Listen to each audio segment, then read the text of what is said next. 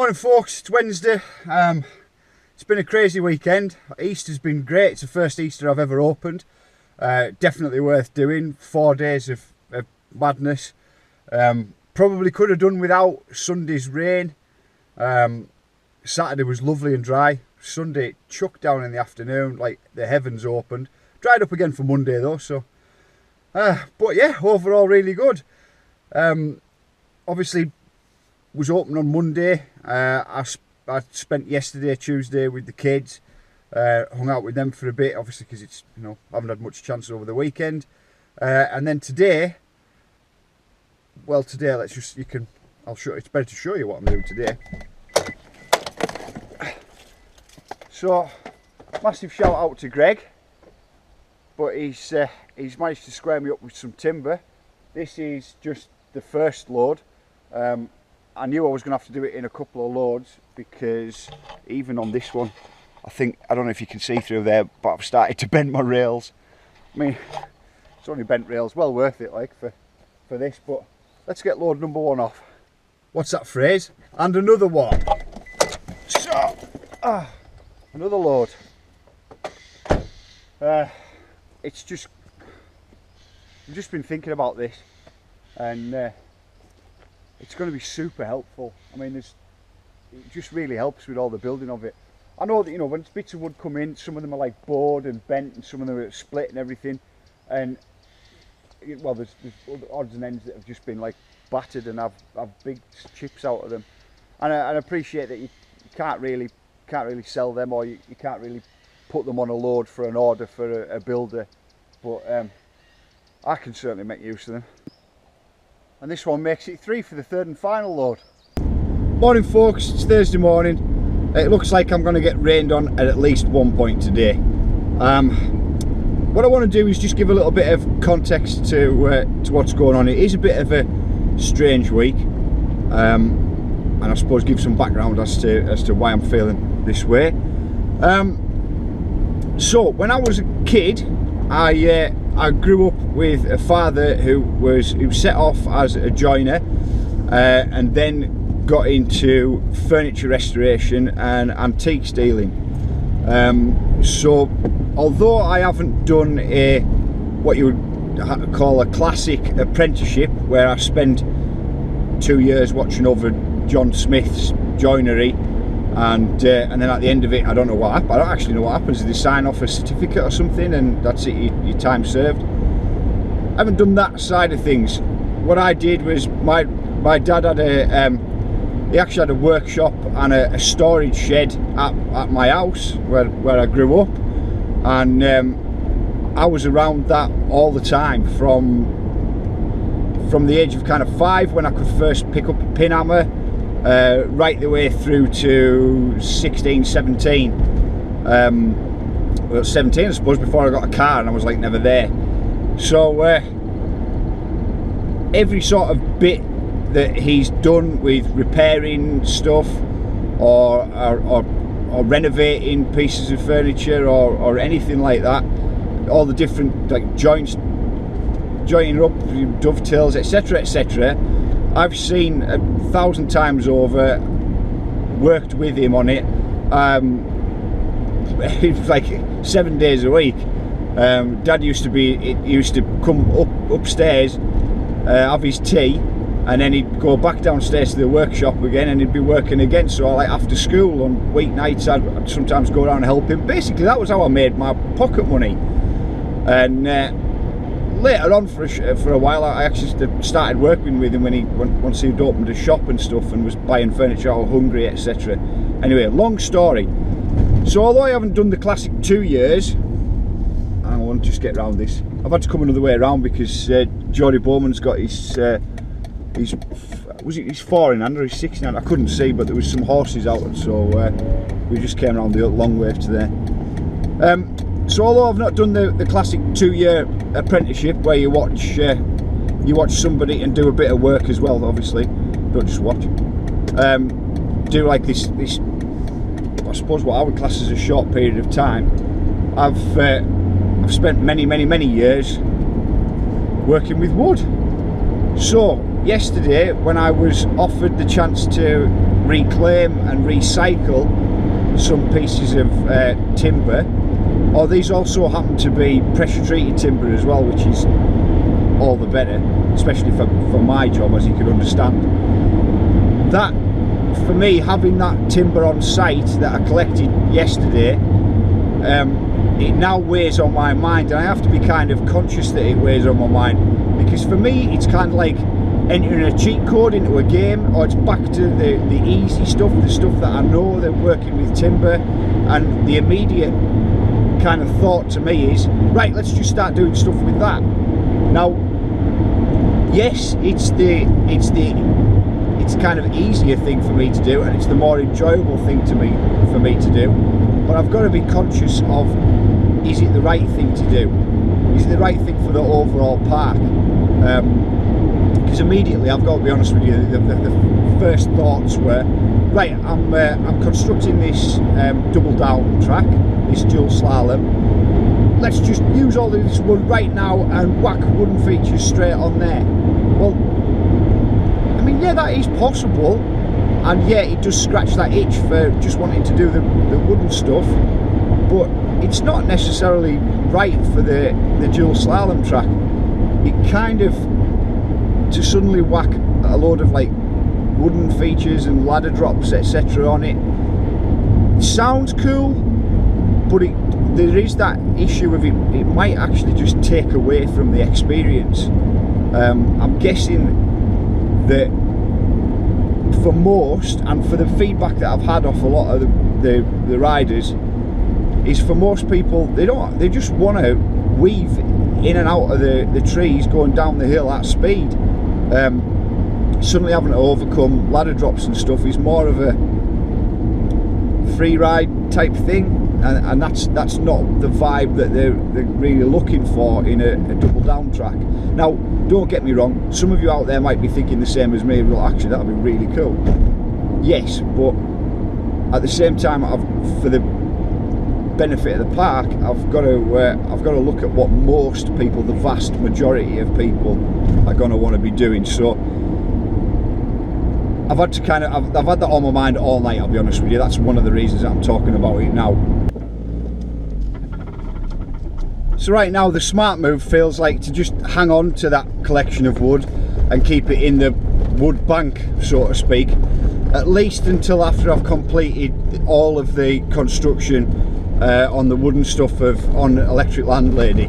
Now, right now, I feel like I've already got all the pieces there, but it would be wise not to allocate that wood bank to anywhere else until I've actually got it finally built and completed, just in case I do need to take stuff from it to bolster up, or things that I've forgotten. Now, the thing about completing Electric Landlady, at least the wooden parts on it, is, you know, you're dealing with quite a big structure, and therefore you're going to need quite big tools to get it done. So I'm at least going to have to bring the generator with us and carry that over into where the track is, so that I can run some power tools to get that done.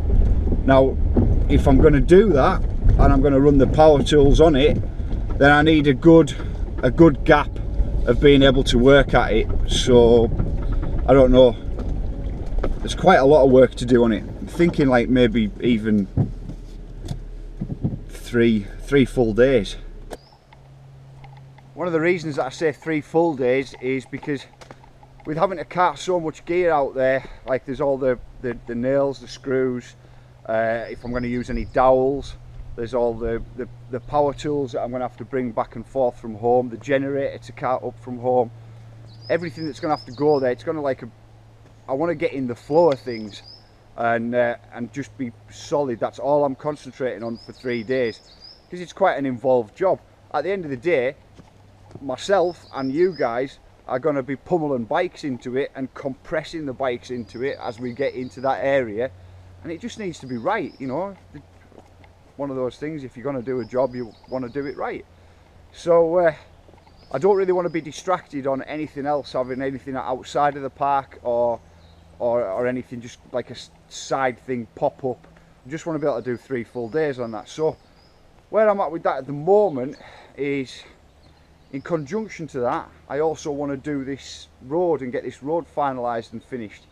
So timings wise for that, I'm looking at next week. Well, come Monday, my kids go back to school. That week, the in-laws are going down to see family down south for a week. So I'll have to sort out picking up kids and dropping them off, etc. for school. When they're here, sometimes they can, on some of the days that they can pick up kids up for me. So basically that's kind of interrupted days, and I'll probably have to, to be honest, for the next kind of week, I'll probably just work on double down, and spend a week working on that. Or yeah, probably just do that. Might do some of the chainsaw work on Electric Landlady. That might be a thing to do. But when they get back, so like 2 weeks from now, I really want to jump into getting the road sorted, and I'm kind of sure that is a two-day full job, like a stupid almost 48-hour shift. So there's got to be a bit of mental preparedness for doing something crazy like that as well. So 2 weeks time, hopefully I can be having all the hardcore delivered, get the machine up here and do that road and get that done and dusted out of the way. That therefore leaves that, once that's completed, that leaves a clean slate on the part of my mind worrying about that side of things, to be able to head on over and complete Electric Landlady. So what are you looking at, like 3, well, at least complete the wooden build on Electric Landlady. So you're looking at like 3 weeks to get into that, which is one of the reasons that I began work on Double Down.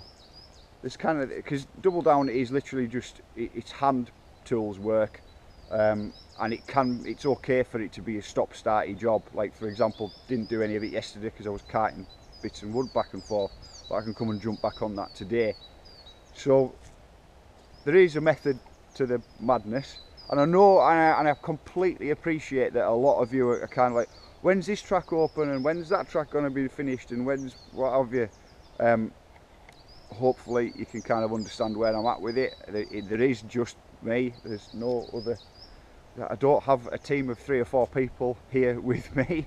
It's just me to do it, and as you've probably just heard, it's not only just me to complete the track that you're interested in having completed soonest.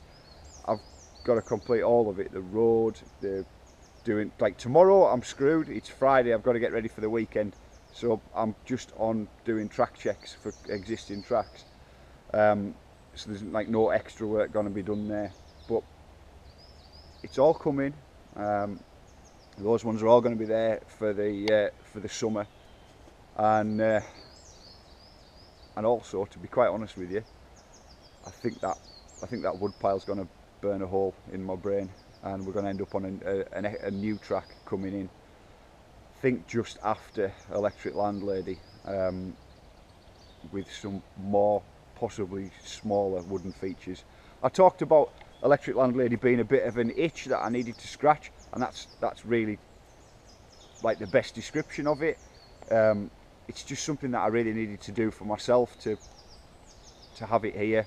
It's really hard to explain, but it's something I really wanted to do, and it was going to bother me until I'd done it. So I've got it started now. Once that's complete, I can go back to kind of normality, as you might call it. So for example, you've got GAP at a 2-star track at the moment. God knows what star rating I'm going to put on Electric Landlady. It is going to be a free ride track. There is going to be signs up at the top of it saying, look, ride this at your own risk. If you cock it up, there's big consequences on big features. And then really, ultimately, I want to be getting back to kind of the progressive nature of the park. So once I get Electric Landlady built, there's a 2-star track. Electric Landlady has been like, oh, this stands out and doesn't really fit in, and then go maybe to like a 2.5, 3-star track and bring it back up normally for that. And that 2.5, 3-star track after Electric Landlady is probably where that wood's going to go. Now, I've said it before and I'll say it again, probably keep saying it, but I know the BTR Tough Rake got a little bit of a backlash on its production release, or its press release or whatever, on Pink Bike there. But you know, people were like, oh, it's 80 quid. Well, yeah, you know, it's not a cheap tool. For the purposes of today, this is me just taking this with us for working on Double Down. That's all I'm going to take with me. It's all I need. So I need to carry one tool up there. Is it going to break while I'm beating the shit out of it all afternoon? No, it's not going to break. It takes it. I need to carry one tool there. It's not going to break while I'm using it, and carry one tool back. Now, you start timesing that by working on these kinds of things on a daily basis, and 80 quid suddenly seems pretty bloody cheap. I'm doing some work on Double Down at the moment, and I've kind of got to a point where I need the axe and the saw to kind of sketch out the rest of where the track's going to go. This is slightly more difficult to do than just a usual one line, because you're trying to keep I've spoken about this before, but you know, you're trying to keep the track lengths equal on a dual slalom track so that one track doesn't have an advantage over the other. Anyway, totally decided that I'm going to have these two to progress further down and sketch it out. Means a trip back to the cabin. Obviously, trip back to the cabin means a cheeky quick coffee, so got some caffeine back in the system and we'll crack on. Hi folks, Friday. I've been kind of happily going about my day and just working away. I've had a couple of occasions this morning where I've been thinking, there's something I'm meant to be doing, or something I'm meant to be doing. You know that feeling when you feel like you've forgotten something? Just 10 seconds ago I was like, oh yeah, I'm meant to be filming some vlog. So here we are now. I mean, it's Friday afternoon, to be honest with you. I've already done the road, just on the track walks. What's the news for today? Well, tracks are looking pretty dry. They've got a little bit of tack on the surface, I mean, which is fine, good news. But on the main they're looking dry. We've had like 3 days of grey, I suppose is the best way to describe it. It's warm enough, but it's just kind of been cloudy. Now, what it says is that we've got another 2 days of that coming up over the weekend, which, to be fair, it's kind of fine. I know we'd all like prefer it to be sunny and bright and lovely, but it's not wet, it hasn't been raining. Yeah, it's not the hottest, but does that really matter when you're riding around anyway? I don't think it matters too much. Oh, I've just got interrupted. I'll just pick up this bit of flapping tape. So you know, it doesn't matter that it's not like red hot and beautifully warm. Obviously it's preferable when it's like that, but still good conditions for riding. So I've done Magic Bus and Elementary. I'm walking midway, well no, I'm near the top of Get to the Chopper. I'll just put the camera down, sort bits like this out, and then we'll have another look around. All in all, pretty easy, which is, you know, touch wood, which it remains that way for the rest of the summer, and that's what it's like. Really just been kind of putting together bits of tape that have come loose and removing odd kind of twigs out of stuff, but stuff's dry. I don't know who that was. Look at this. That looks like those small marks there look like pedal pins. I hope somebody's alright. I didn't hear of anything anyway. Don't imagine that to be fun, like catching a pedal just as you're about to come off the lip. They must have been alright, I would have heard something about it. Anyway, so yeah, it's pretty easy going today, which is perfect. Just had it, oh, I'll take them off. But it's literally just doing bits and pieces like this. Just stuff that you kind of, I mean, for the way that we all ride, it doesn't matter too much that there's twigs and stuff on track, but you don't want to, if they don't have to be there, if you know, for getting in your spokes and things like that, then I might as well remove them while I'm here. I'm not like nannying or dumbing down the tracks, just, well, you know what I mean. Yeah, all in all, I mean, this is the last track of the walk. So this is JAP, we're just after the gap jump. I don't know if this shows on GoPro, but track's just dry. It's like there's a small bit of tack on there. Everything's looking pretty dry. Oh, I'll tell you what I'll do, I'll give you a look at the takeoff area as well. But I really don't think that I'm going to find on the way down much else than a few bits of twigs and maybe some tape to sort out on the way. I'll probably jinx myself now. And find a bloody big log on the track or something. But running's all nice and dry and compact. Takeoff spot on. I think I'm going to take a risk and touch wood and end the vlog here. So it's been a weird week, what with it being the long weekend of being open over Easter. It was great to be open over Easter. It's something I'll definitely want to be doing again. Really, there's not much else to say other than if you're riding this weekend, have a spot on weekend, and if you're coming up here, pop in and say hi to us. Other than that, thanks very much for your time, folks. See you soon.